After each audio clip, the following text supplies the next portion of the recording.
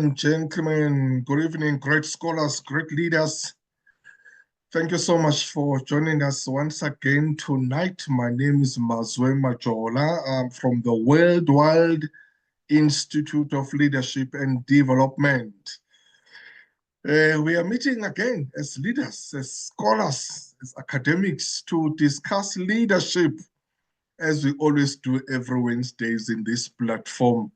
We empower each other, we inspire each other, we correct each other, we admonish each other, because we believe that leadership, it's a journey. Leadership, it's not a destination. Great leaders must constantly develop themselves. That is why every week, every Wednesdays, we meet as leaders from all over the place, all over the globe, from South Africa, Africa, internationally. They are here every Wednesdays to empower each other. We've got another powerful speaker tonight and a powerful topic that we'll be discussing. But may I welcome our members and our regulars, those men and women who join us almost every Wednesdays or as often as they can. You know that we learn a lot from each other. These are master classes weekly, every Wednesday. There's no way you'll attend this platform and you'll be the same again.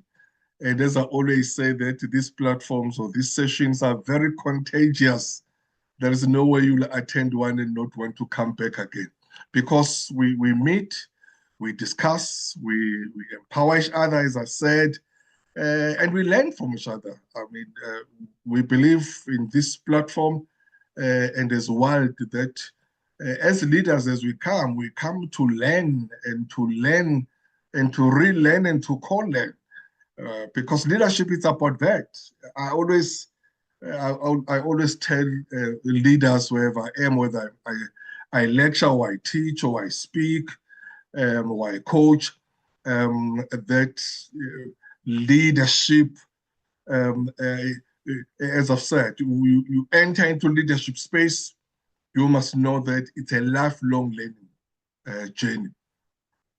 If you are lazy, stay away from leadership. I wonder how many people would say, no, boss, that position you are giving me now, or that promotion is not for me. I would like to continue just as a follower. We don't do that, but at the same time, we fail to understand the cost of leadership. In leadership, there's a price, there's a cost. That is why there are leaders and there are followers. So it's important that as a leader, you constantly develop yourself, otherwise you'll soon become obsolete. So that's why we're here every Wednesday, to sharpen each other and to learn from each other. A special welcome to those colleagues who are joining us for the first time. If you've never been with us before, we are here for the first time. Thank you so much, and please do feel at home and do participate. This is a safe space, and we're just, it's just leaders talking to other leaders. So please don't be diffident, don't hold back. Don't say, no, I just want to hear from other people. Yes, it's important to hear from other people, but we'd also like to hear from you, because we know that we learn a lot from you. Tonight, we are discussing inclusive leadership. Inclusive leadership, a very important topic. Of course, we are still celebrating.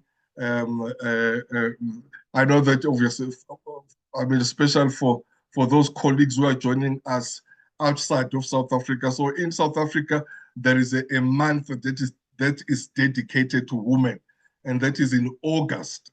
And every August we celebrate women, and which we do in this platform every month. But as you know that we had an International Women's Day, was last Saturday, and we're still in that mood. We're still celebrating that, because we respect, we admire, we love our women so much, our mothers, our sisters, our daughters, our grannies so much, because we are where we are because of them. We've learned so much.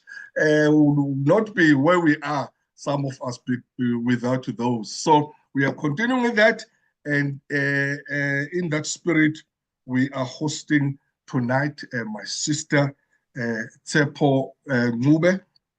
Tshepo Ncube is the managing director for or responsible for international client coverage at ABSA CIB. And I'm so glad that really she availed herself. Yeah, you know, I some of you, because every week you see you see leaders, you see speakers, and I always say, you know, just to get these speakers, because obviously we've got a certain caliber that we always used here. You've seen, most of you who have attended our platform, you've seen the kind of people that we unleash in this platform. But I'm always, you know, at awe, you know, and you know, when I engage these men and women, brothers and sisters in their busy schedule, but the way they'll just avail themselves to say, "Oh yes, let me come and engage and interact with leaders," and really, I'm so humbled by that. Tshepo, I know that you are a very busy person, but we are so grateful that you made it and you availed yourself. And thank you so much, my sister. We are looking forward to hear from you. We are looking forward to learn from you. So we're gonna address now, and then after that, we will engage you in questions and answers, and also in conversation. Welcome, Tshepo. Welcome, my sister. And the platform yours now. You can address us. Thank you, sis. Thank you, Prof. Thank you for giving me an opportunity to come and speak on your platform. I'm truly honored, and good evening to your members or listeners. I'm looking forward, you know, to sharing what I know. In fact, when Prof asked me what topic I want to engage on, I said inclusive leadership. Inclusive leadership is not a destination. It's a journey that requires humility and curiosity as well as courage. Inclusive leadership is just more than just about policies and quotas. It's about fostering a culture where diversity is valued, equity is sought, and inclusion is practiced. In fact, Prof, when I was preparing to get ready to jump onto the platform, a friend of mine just sent me a message, and I thought it'll be great to share with the listeners today around leadership. You know, I liked what you said on, you know, if you want to be in a leadership role, it's not meant for lazy people. It's hard work. And she sent me something which I thought quite resonated with me. She doesn't know that I'm going to be speaking on the platform today. And she says, she just sent a message. This was not so long ago. She says, many think leadership means dominance, but Jesus redefined leadership as a service. He washes his disciples' feet, showing that the highest form of strength is humility. The need to control others is not power, it's insecurity. And I thought it really resonated about what I'm going to talk to. So just to give people context of who I am, for those that don't know me, my name is Tshepo Ncube. I've been in the banking industry for about 25 years. I started in the banking industry very young. I remember I was given an opportunity to manage a portfolio, and I was one of the youngest bankers. I was asked to look after CFOs and CEOs, and I didn't think I had it at that time, but I was given the role, I was given an opportunity, and I had to make great use of it. I've looked after different portfolios in the banking industry. I currently head up international coverage, as Prof said. What is international coverage? I've got teams that sit in the UK. I've got teams that sit in the US. I have teams that sit in China, and we're looking at setting up in the Middle East. So I cover South Korea, I cover Japan, I cover Singapore, I cover India. So I cover a lot of corridors, a lot of markets, and I deal with diverse background. And I deal with different people, different cultures, you know. So when I was asked to talk about this topic, I thought it was quite key that I share some of my leadership journey with you. So in today's diverse and dynamic world, the concept of inclusive leadership has become more than just crucial. Inclusive leadership refers to a leadership style that aims to create an environment where all people, regardless of their differences, like I said, I look after many teams with differences, and people that feel accepted, valued, and supported. It also fosters a sense of belonging and also drives innovation and success within organizations. So inclusive leaders redefine their rules rather than question the following. I always say that everyone is equal. And that's how I've led my teams. And I have challenged the norm where well-established practices as well as outlived relevance that I actively sought ways to dictate practices which are excluded in certain groups of people and replaced with new ones. When you speak to my team, I don't know if any one of them actually joined the call.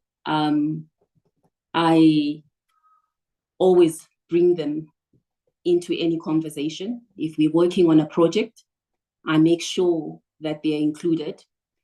I sometimes take a step back to allow the teams to step up. So one of the essence of inclusive leadership is around active listening. Inclusive leaders are attentive to their teams and concerns. So I always give my teams an opportunity to speak up. When we do strategy settings, I always get input from the teams. So it only just doesn't come from me. And that also creates a work environment where everyone feels understood. An open mindset is also important. Leaders should allow to be challenged. And they should also recognize there's always something new to learn from other people. Teamwork, promoting an environment where team members feel comfortable and collaborating and sharing ideas. I do that a lot. I've looked after the different businesses, like I said. I've looked after services. I've looked after power utility. I've looked after automotives. I've covered all sectors in the industries. And I was once given an opportunity to lead a sector that wasn't performing well. And I knew I couldn't do it on my own. So that's when I brought in my team. And when we looked at the strategy, I got input from each and every one. And I must say that bringing everyone into the fore really helped, because when I left that sector, we were performing double digit. And I always say that I wouldn't have done it on my own if it wasn't for the teams, if I didn't include everyone. Even in my current role, I touch all areas of the bank. I work with different people. I'm in corporate and investment banking, and I also work with others that sit in the retail and banking space, that sit in wealth, that sit in product. And I make sure that I bring them together They come together and they also give input into how we drive the business. So collaboration is quite key. And if we had leaders that bring people together, I don't think we'd have the issues that we have in the different organizations. It also comes with emotional resilience. So inclusive leaders face difficult situations. Like you say, leadership is not easy. With empathy and strength, guiding and supporting the teams through obstacles really makes a huge difference. I always say that my team would go to war for me, and I hope they've dialed in and they can also attest to this when it comes to the question and answer sessions. We work well together, bring everyone and make sure that everyone contributes. Team diversity, ensuring that teams include a variety of perspectives and backgrounds, enriching decision-making and also fostering greater creativity. You can't be creative on your own. You need to tap into other people. There's a lot of smart individuals in any organization, be it an education institution, be it an NGO. There's lots of people that bring different ideas. And I always say that I also get input from my PA. She's in hospital right now, but she knows that I always go to her whenever we thinking of doing different things, and I get her input. And sometimes most of the times she gives valuable input. So, it comes back to equality. Don't ignore other people. Bring people into conversations, and you realize that you'll do more. Conflict management. Inclusive leaders manage conflicts constructively, fostering dialogue and mutual respect. I never walk away from conflict. I always address it, and I'm very mature in addressing conflict. I've had so many conflicts, but at the end of it, when you bring that person into your confidence and you speak to that individual, a lot of things change. And I've been successful in managing conflict in every organization that I've worked for. So inclusive leaders exhibit specific behaviors, and I just wanted to touch on them. They strive on authenticity, and there's nothing like being authentic. Prioritizing psychological safety, which is quite key in the organization. And, modeling curiosity, humility, and vulnerability. That's important. We always say that as a leader, you shouldn't show your vulnerability. I find that it works for me. When I'm vulnerable, when I'm open, I get a lot more out of individuals.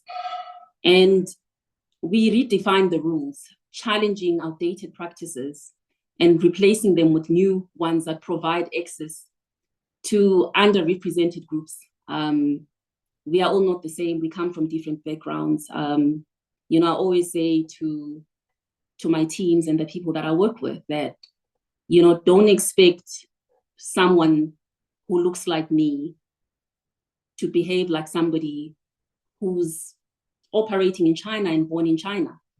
There are some individuals that have been raised in such a way that they are outspoken, they challenge. And there's some individuals who are great at what they do, but they hold back and they don't challenge. And as a leader, you really need to tap into those individuals. Don't ignore them. And you mentioned learning. It's important to embrace learning and be consistent in implementation, constantly examining and challenging biases to pave the way for inclusion. Also, I think it's important that there's equal opportunity, acknowledging and addressing the unique needs of the team members, like I said, from the different backgrounds, and also view inclusive leadership as everyone's responsibility. It's not just HR, it's all the leaders. It's a collective commitment to bring in diverse individuals. So there's always talks about how do you implement an inclusive leadership strategy. I just wanted to just touch on a few points. It's, establishing a clear vision of what being inclusive and diverse means, and communication is quite key. Communicate at all levels. You'll find that also filters down. Usually my team say, Tshepo, we take a page out of your book. Whenever I say, guys, let's not leave other people out, let's be collaborative. You will see it makes a difference. When you leave somebody out, I'll use a recent example where there was an email that was sent by one of my teammates, and they left a key stakeholder. She didn't take it very well. And there were emails that went back and forth. And I say to the individual, my team member, that just be mature about things, be humble, and apologize for leaving that individual out. You'll see it will make a huge difference. He wasn't happy with that. He felt, the individual was bullying them. And he sent out an email apologizing. He took a leaf out of my book and said, sorry, in future, it will never happen. We'll make sure that we will include you going forward. It made a huge difference. The individual was happier. We stopped the back and forth, the noise, and we focused on the key goal. So it's important that sometimes you take a step back and be humble. Like I said in the beginning, inclusive leadership is also about humility. And also, the next point that I want to talk about is develop and apply inclusive policies, especially in hiring and promoting, as well as development. Learning, like I said, is important. If we educate our people on being inclusive, and we as leaders at the top also demonstrate that, it's easier to get junior managers and others to follow the queue. So it's important that you continue to measure progress and encourage feedback from the employees, encourage employees or people within the organization to give feedback. And as leaders, we need to take that feedback and also promote accountability, as well as ensuring that both leaders and employees take the responsibility on fostering an inclusive environment. So overcoming the challenges, there's always going to be challenges. Resistance, you'll always get resistance. You'll find that there are people that want to work on their own, that don't want to bring people into the space. But when you continue to give clear communication as well as visible commitment, like I said, from the top leadership, and ongoing training as well as standardized practices and reliable methods of tracking progress, these challenges can be effectively addressed. So I just wanted to, quote some of the organizations that have done well in terms of inclusive leadership. I'm sure there's a lot in South Africa, but Google is one that comes to mind.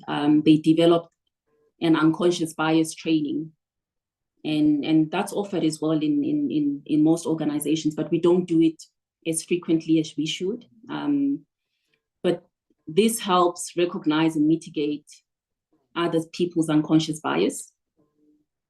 And Microsoft also created an affinity groups for employees with disabilities, and I know we do it as well in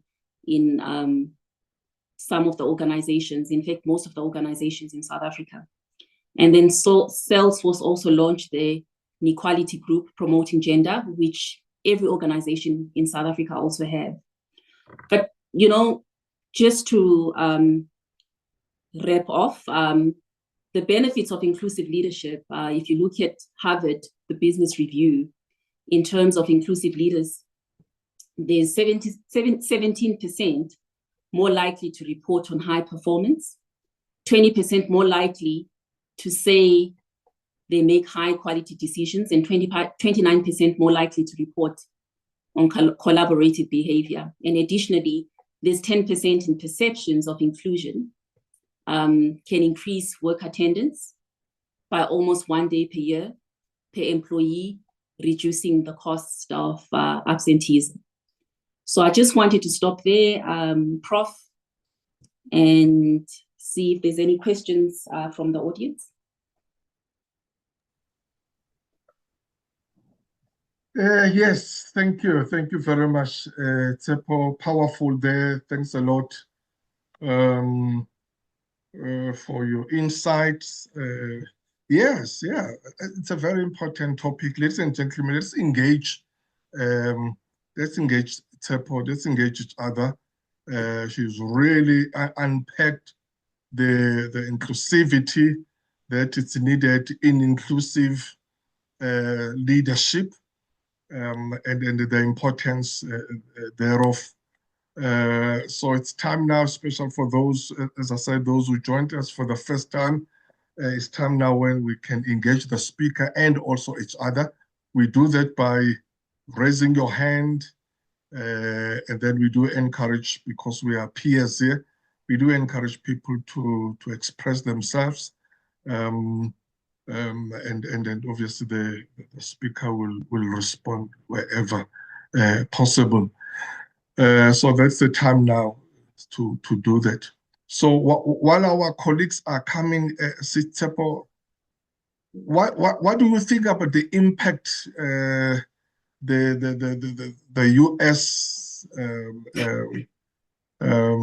executive order that has been signed, and we've seen many companies really abandoning the DIE, including Google, as we've just mentioned. The actual Google was the first one, and many others that have abandoned this. And some of these companies are here in South Africa,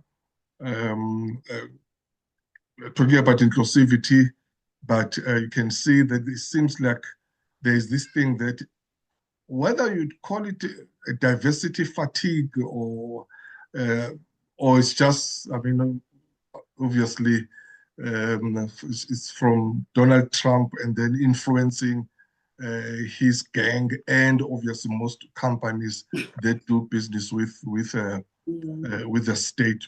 What are your thoughts there? And then can I ask the colleague who is using iPad, is written iPad, just to state your name, even if you write it on the chat room, so that we can call you by your name. I always don't like to call people by iPad or by iPhone, i6, or whatever.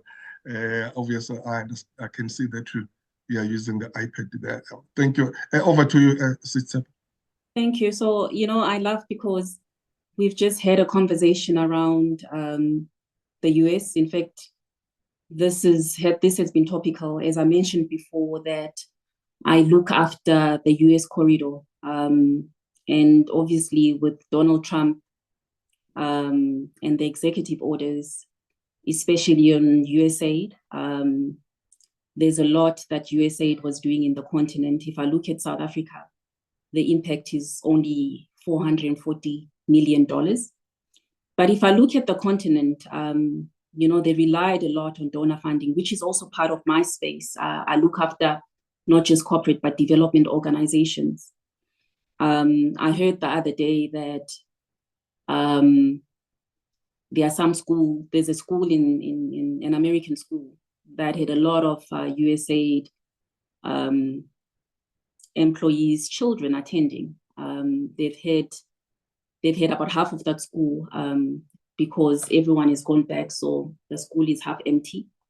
And I've also heard that in other places like Kenya, the contractors doing work for the USAID are not even allowed to, they are not taking bookings, hotel reservations, because they worry that they're not going to pay for their hotel bills.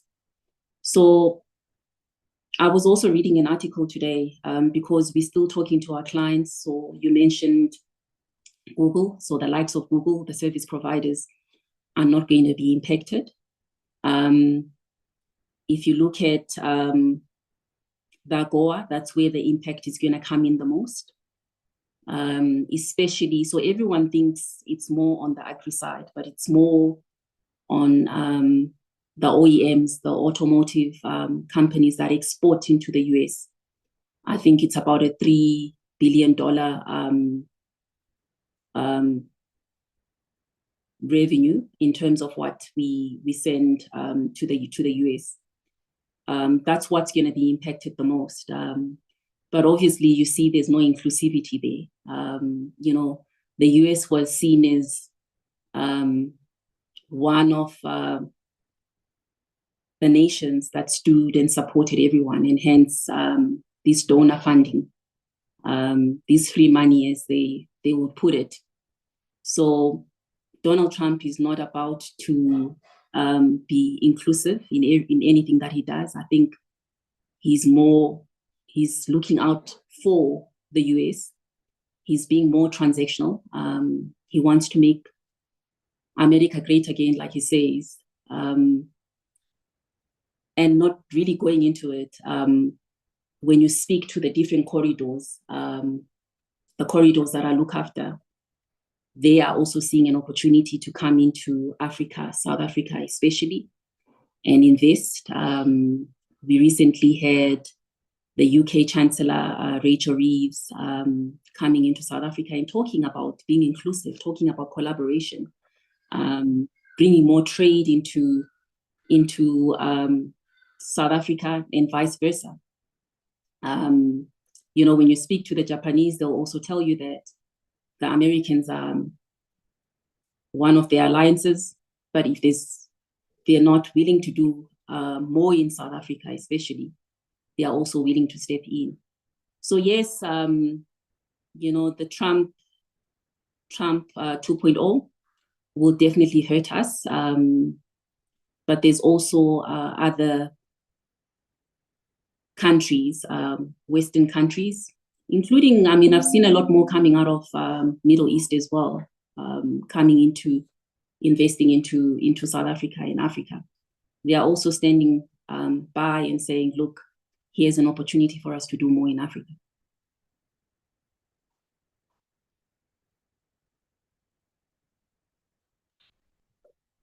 Thank you. Thanks, my sister. Thank you. I don't want to lose my colleagues there with iPad. Can I take that colleague first and then and ask, obviously, she or he will tell us who she or he is. And then after I see Chirolito Mulotsi will follow after that. Yeah, over to you, my esteemed colleague. Thank you very much, Prof. Good evening to everyone in the platform.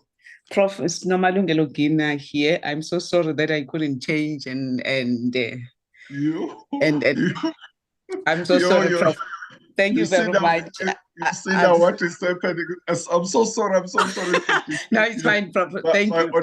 Thank you. What I want to say is because it's what happened. Was it 2 weeks ago in the speaker when we had to apologize? I'm so sorry. I'm so sorry, my sister. No. I did not name my gadgets. Don't be sorry, Prof. No, thank you so much. But really, for me, I'm just rising up to accept and show my gratitude to the topic that has been presented today. I think it touches really almost all of us that are here. I think our presenter managed to touch really on the nerve as to say, when we talk of a leader, what is it that is expected of us? For me, where really I would even want here to strike that very challenging and difficult balance that one sometimes need to have as a leader. She did touch on the fact that if you're a leader, you must be in a position to hear all the voices, you know, There should be no one that you ignore, no one that you look down upon. Yes, it's one thing that is expected of a leader, difficult as it might be. But also for me, is that part where you need to understand yourself first as a leader. As you begin to hear each and everyone's voice, how do you also listen to your own voice, you know? So that, because at the end of the day, for me, I strongly believe that is that voice that will even guide you and direct you in making sure that when it comes to things like favoritism, where you can't balance, how do we strike that balance as a leader, of which most of the time, that is where we find the institutions, you find the companies, you find the groups that we lead, where we as leaders or a leader will tend not to be able to understand him or herself first in order to be able to lead. But really, for me, I truly want to welcome the presentation today. You said, Prof, when we got in today, I knew in this class, you said you get in here, but at the end of the lecture, you'll be a totally different person altogether. This has added quite a lot. It was a very interesting topic, short and sweet, but there's a lot that after this one needs to go back and reflect and plug in on the presentation that we have just received this evening. So thank you very much. But at the end also is to say, how do we even measure yourself as a leader? Yes, he has mentioned that, but I also believe there should be a sense of transformation. How do you even measure yourself, as you say, as a leader? I've taken my team from here. That is where they are. Yes, you measure them, but you yourself, I think there is a lot that needs to be done by you on who you are and what is it that you are contributing. So thank you very much again. Really, I really appreciate the presentation that you got today. Thank you. Thank you very much. Nomalungelo Gina is the Deputy Minister of Science, Technology and Innovation. So thank you so much. I'm sure she's fresh from Parliament. I'm so sorry, good people in the platform, for coming back like this.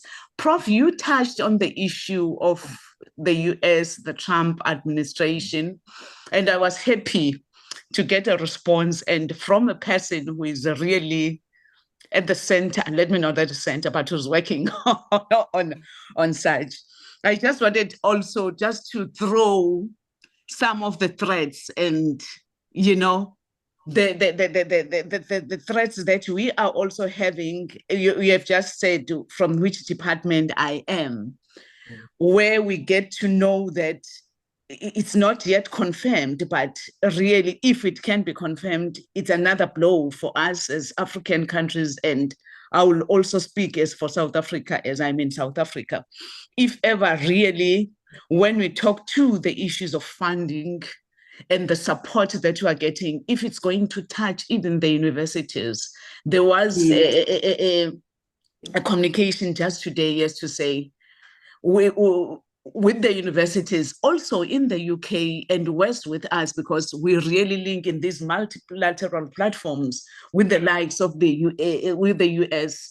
If ever that funding can be cut or they can do away with it, there are so many projects that are not going to take off. When it comes to the issues of research, innovation, technologies, we are going to be, it's going to hit us hard. So really, we're all listening, we're all crossing our fingers as to say the heat that we are getting from Trump, it's really, we're real burning, but let's hope it's not going to be as hot as we think and as we see it from far, that the fire is coming, but let's hope it will dim a little bit and it's not going to be affecting us. But really, I'm worried about our future, our children, our research, our exchange programs that we're having. We are going to be feeling it as a country. Thank you very much, Prof. Thanks. Thank you. Any response or any thoughts there, Tshepo? Just before you respond, my sister. Sister Nomalungelo raised a very important point there, that as leaders, we normally measure the people who report to us their progress in terms of where you were and then where you are now. But she touched on self-measurement as a leader, that how do we measure us, me as a leader, my growth, my development, my progress, and I always say this in this platform, that and that is why we are here as leaders, because we really want to talk to each other and correct each other, because we normally focus to the other than me, myself, because as we know that you become a great leader because you lead yourself first. Good. Yeah. So I think that's a good, any response to that, SS? Yes, so I was listening as the minister was talking, and my journey is, I always say that you're shaped by your background. I was only 12 when I lost my father, and this is a story that I tell. And there were 5 of us. I was the oldest, and I remember my mother was a housewife, so she had to work to fend for us. And as the eldest, I had to step up and lead my siblings.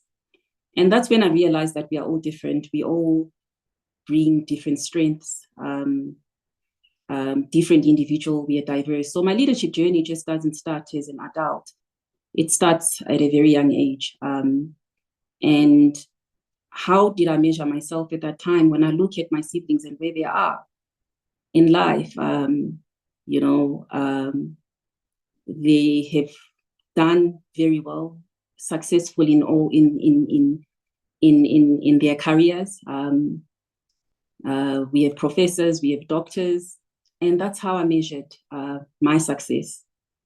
I felt proud of what I had achieved through my siblings. And in the corporate organizations, again, how I measure myself is to see someone that was struggling in their role and where I've stepped in and supported them and helped them, and see them shine at the end of the day and see them become successful and do well. That's how I actually measure myself. I always say that, and maybe some people will say, but that's a weakness. Why don't you put yourself first? For me, it's part of my purpose. It's part of my journey. I get fulfilled by seeing somebody else do very well.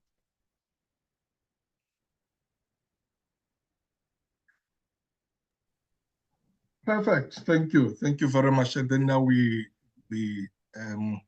invite what happened? Chiroletso, are you still there? Yes, Prof, I'm still here. Go ahead, my sister. Sorry, I just go Sorry, ahead, I think sister. I lowered it quickly there. Thank you, Prof. Go ahead. Yes. Go ahead. Good evening, everyone. Thanks, Tshepo, for the insightful presentation. I think you mentioned at some stage the importance of promoting psychological safety in the workplace, and I was just wondering, I think naturally as human beings, there's that, I'm vulnerable, and in turn, people will, open up. But I just wanted to hear from you, what other approaches, would you recommend in instances where that vulnerability is not really reciprocated and, you're not getting any feedback from the team? Thank you for that question. So I always get vulnerability from the teams, and I guess it's because I, as a leader, open up and become vulnerable. And once you do that, once you open up yourself, and it works both ways, you'll find that you get an output from it. You get somebody actually opening up. And I think we downplay the importance of vulnerability in the organization or anywhere, because people believe that in the workplace, you need to look a certain way. You need to leave yourself at home and bring somebody that's different. So I would encourage you to open up and you will see that it's going to be reciprocated. And that's what I've always found. Sometimes it's hard, it takes a bit of time, but continue engaging and opening up. And if you feel you don't have psychological safety, I think there's wellness centers in every organization. There's always someone that you can talk to. You also have HR business partners that you can always go and speak to and confide in if you feel that it's difficult to actually open up to your manager or any other person in the team. I hope I answered your question. Yes, I am answered. Thank you so much. Thank you. Thank you. And now let's just go to Tebogo. Over to you, Tebogo. Thank you so much for this opportunity, and thank you, Tshepo, for a beautiful presentation.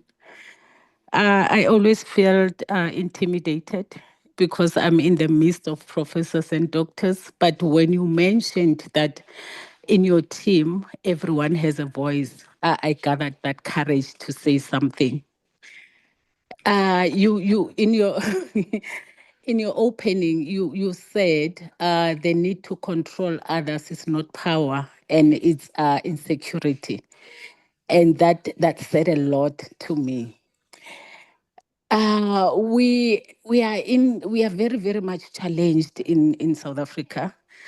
Our leaders are so authoritarian that everything they say goes. I want to know how can we lead from behind as middle managers? How can we lead our leaders, if that makes sense?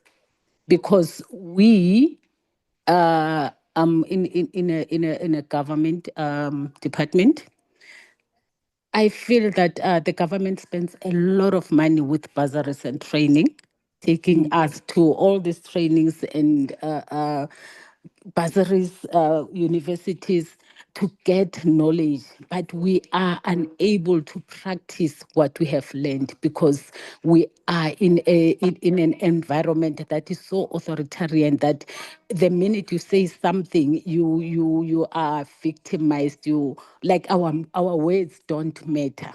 Yeah. Thank you. Thank you for that question. Wow, how do we lead from behind? And I pick up that there's that fear. And I think it exists everywhere. It exists in every organization. But, your voice, your words, what is your approach? I used an example of one of my team members who felt they were being attacked. But when they humbled themselves and took a step back, they were able to reclaim their power. Have you tried doing that? Have you tried humbling yourself and actually raising your concerns without making that person feel you are undermining them or you're fighting them? So for me, at the end of the day, it's around approach, how you deliver the message.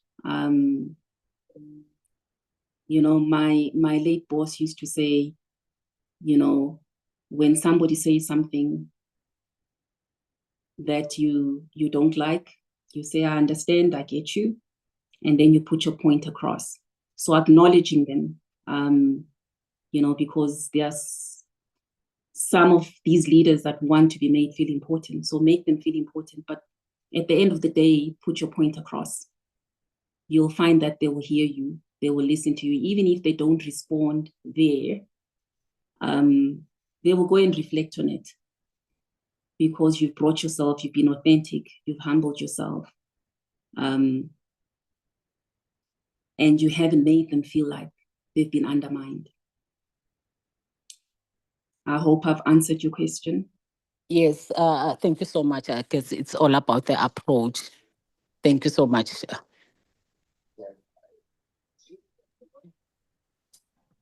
Thanks, Tebogo, thank you. And Let's go to Sis Wezi. Wezi Koza, over to you, my sister. Thank you very much, Prof. I'm sorry I joined late. I'm just coming out of a conference. I was in a hurry to actually catch up, with the discussion. Thank you very much. I wasn't going to raise my hand, but I'm raising my hand to actually thank the Deputy Minister, Nomalungelo, Dr. Nomalungelo Gina, for just being in our presence. I don't think we have had the honor in this forum of having a minister or an honorable person, but I'm getting to get a picture of the type of minister that which we have in here. I just want to thank the Deputy Minister on her presence in the late Senamile Masango's life. I've been made aware of her presence from the time she got ill until the time she was laid to rest, and the Deputy Minister was there throughout. And humbly, I just want to say, carry on the spirit, and please pass it on to others, whether it's in the family, colleagues, and everywhere else. Just that humanity to actually show the appreciation you had of the caliber of person Senamile was, especially in the field of science and innovation. Thank you, and thank you very much for that. And coming back to Tshepo, the topic, because I joined late, I'm not aware of what you spoke about, but there's something that is currently in my head. Everywhere I am, it actually knows me. The topic is about inclusive leadership. And you are doing international coverage at CIB, at APSA. Correct.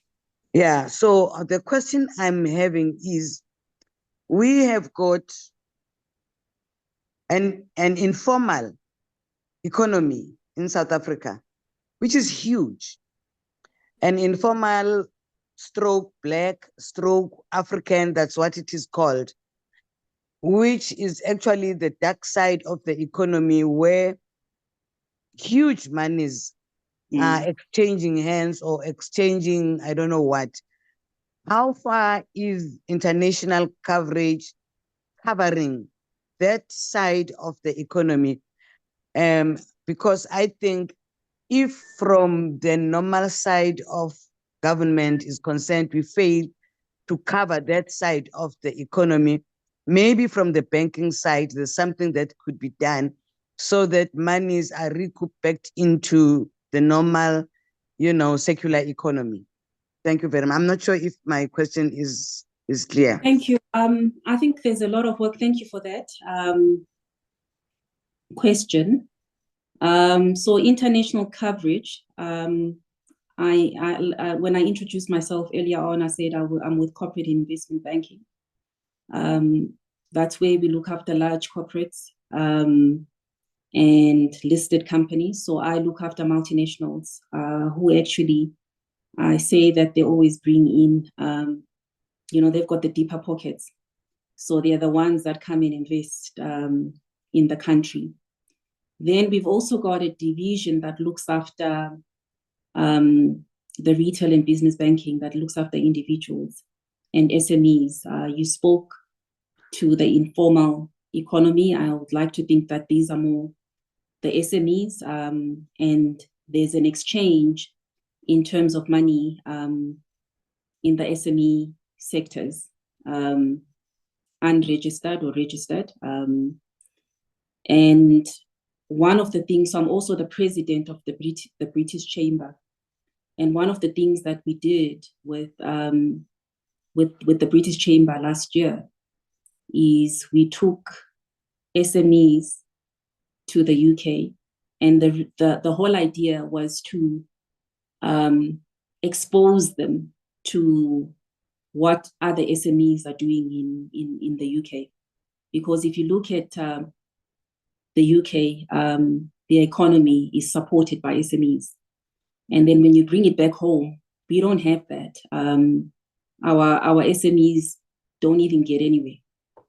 So there was work that was done, and the whole idea was to expose them to how the Brits SMEs have managed to build successful companies, because from SMEs, that's when we're going to get corporates. So there's work that's being done in APSA around educating the SMEs.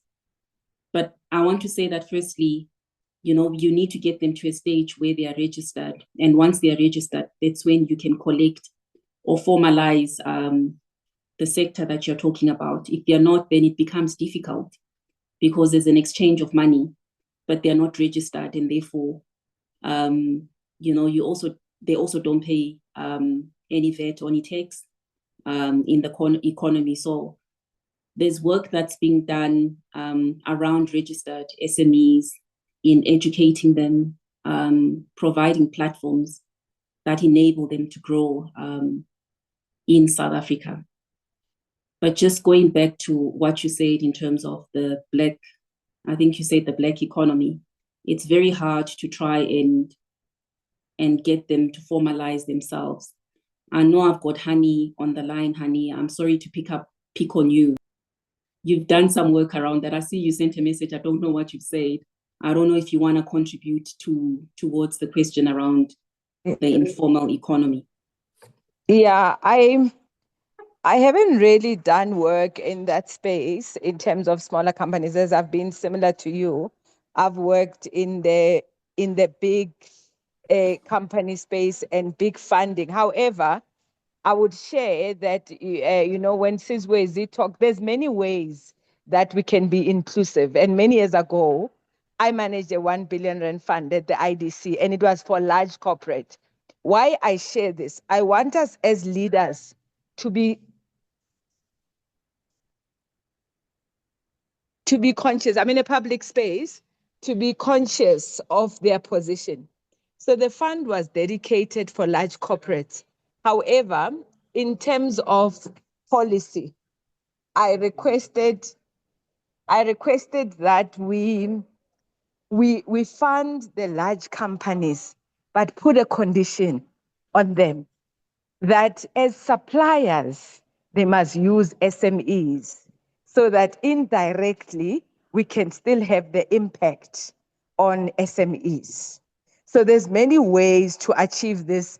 And I mean, you mentioned it, and I worked with the Germans. Their economy is similar to UK, where SMEs really support the economy. In fact, in South Africa, we have the same. I worked in the automotives. Most of the tier 1 suppliers to automotives are actually family-owned businesses. What we need to be doing around inclusivity, and I'd like to see, and I'm glad that obviously we have a deputy minister from a science perspective, and there's work I do on that side. It's not so much, it is SMEs, in that at the Innovation Hub, I sit on their investment committee, and we fund through the Department of Science and Technology, small innovators, small companies coming up with cutting edge technology. And it pleases me to be South African, in that for the first time in that space, I see young scientists, young engineers bringing innovations versus us always consuming other people's technologies. I think in an integrated fashion, we've got this Department of Small Business. We need to get to a point as this country where we can move small businesses to become corporate. And how you do it really, it's in an integrated fashion. Overseas, there's a plug-in between universities in an incubation hub sort model. Universities, big business, and funding, so that we can create jobs. We're not going to create jobs through public sector, through big corporates. We're going to create jobs in this country through entrepreneurship. And if we don't put models that are inclusive, that one, not only You know, I always hear small business say there's no money. There's so much money in the world, including in South Africa. The issue is about literacy. It's about helping people understand the fundamentals of business. And I think each of us in spaces that we are in, where we are making financial funding decisions, we need to begin to think that way, where we can have people we move forward from being small. Thanks, Tshepo, and I really enjoyed the talk. Apologies, I'm at the hair salon. Thank you for sitting in there, honey. Appreciate it. How sis had. I couldn't miss it. I couldn't miss it. Thanks, my sister. Thank you so much. Thank you. There is one of our colleagues, and I can see he's in this platform. He's doing a study. He's doing his study research, and then it's on it's township economy, the impact of big companies that have moved to township economy. That's going to be a very, very good study. Obviously, I've seen the proposal because I'm his supervisor, but that's going to be a very, very, very good study once it's done, in terms of really even shaping and influencing the policy in our country and assisting, because there is that problem that we are seeing in our townships. But before I take Dr. Mutlalipule, DM, I saw your hand there when Siswezi was talking. I don't know if there's anything that you wanted to respond there, especially when she was speaking about your support with Sinamela, because she was one of our members in this platform, Sinamela Masa. No, Prof. I was not raising the hand. I was just thanking her. I was just appreciating that she mentioned that. Thank you very much. Though she touched a very painful part, but thank you for raising that. And also to Hani, thank you very much, Hani. I know the work you do with the grassroots and with the grassroots innovators, and hopefully we will meet and see how more can we shape that area. Really, when we talk to the issue of education, if we are leaders, as we are saying, we must make sure that we transform, we produce someone. For me, when it comes to education, research, science and technology, if we want even to demystify some of these things, let us have tangible things where we can have, even at the grassroots level, we take them from one point to another. When we talk of building the economy of the country, from that grassroots, from the little funding that we can give, we can change a lot of lives of our people. So thank you very much for that contribution. But my hand wasn't up, Prof. I was just appreciating really the acknowledgement that she was making. Thank you. Thank you. Thanks, my sister. Thank you. Dr. Mutlalipule, over to you, my sister.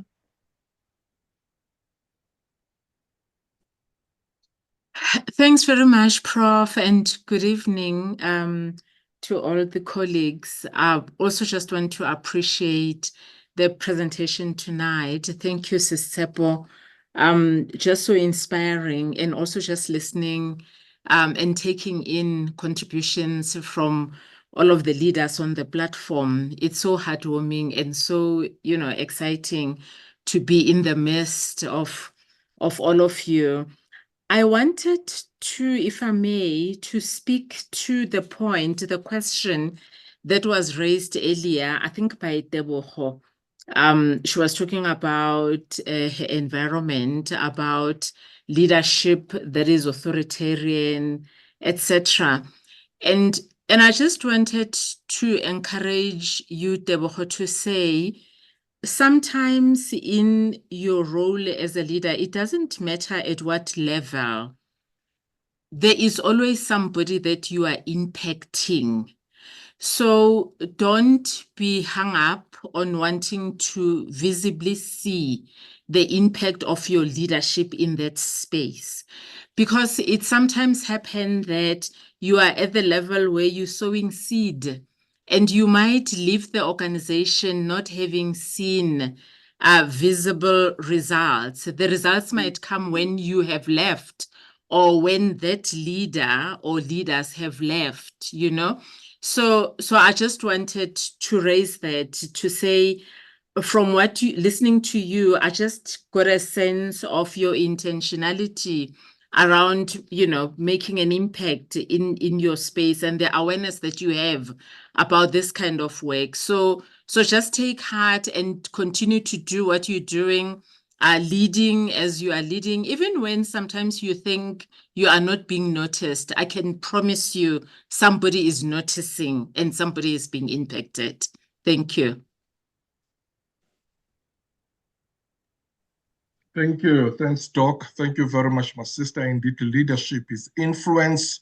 So it's a matter of how do you influence or how do you use that influence. Correct. Thank you so much. Tshepo, can we take Sidereng and then you can respond after you can respond after for all of them. Sidereng, over to you. Thank you, Prof. I hope that you can hear me. Yes, go ahead, my sister. Perfect. And thank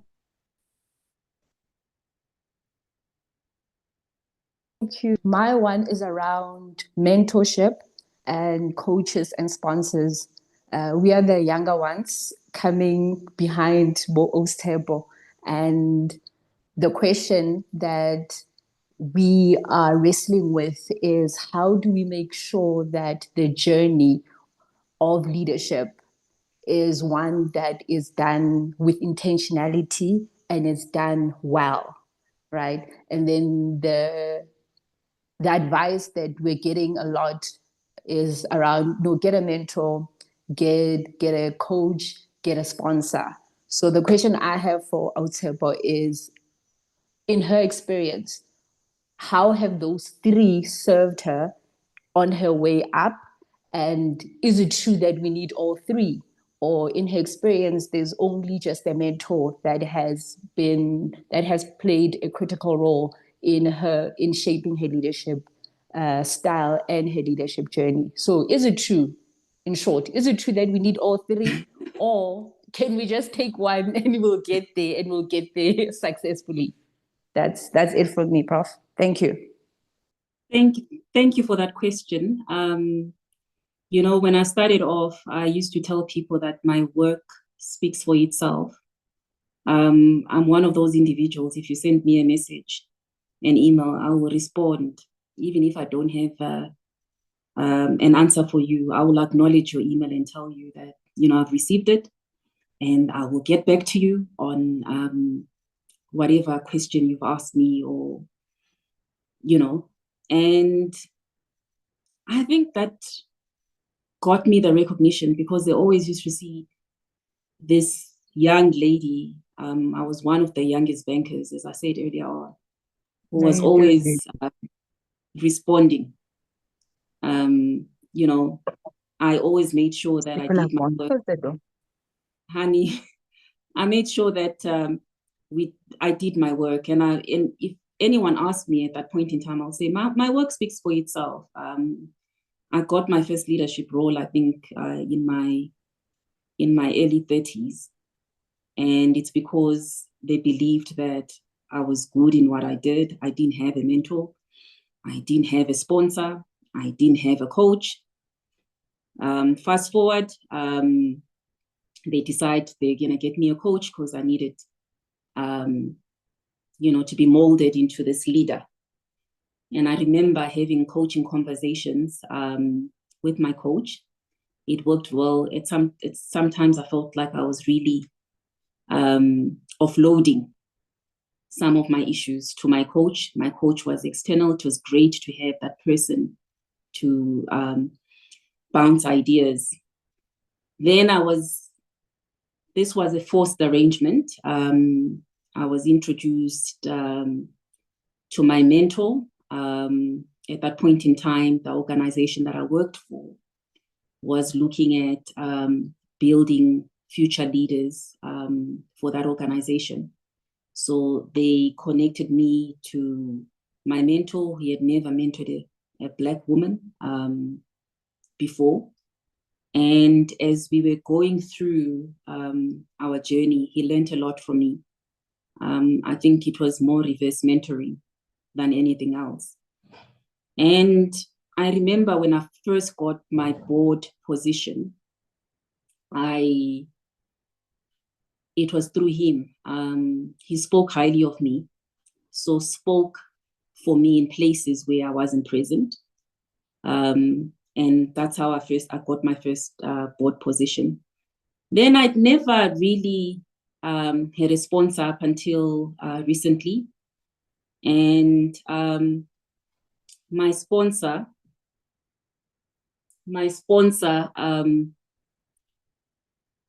actually I had a couple of sponsors and I never believed in sponsors. But after my journey into the senior leadership, I realized it's important to have a sponsor because they will represent you in rooms where you're not there, where you cannot speak for yourself. They will always be there and they will speak for you. So I guess, the three worked for me. I know Hani does some coaching work. Hani, I don't know, sorry to do this to you again, but I think it's important as a coach to also bring in your views on how it will help the up and coming. Okay, thanks. Thanks, Tshepo.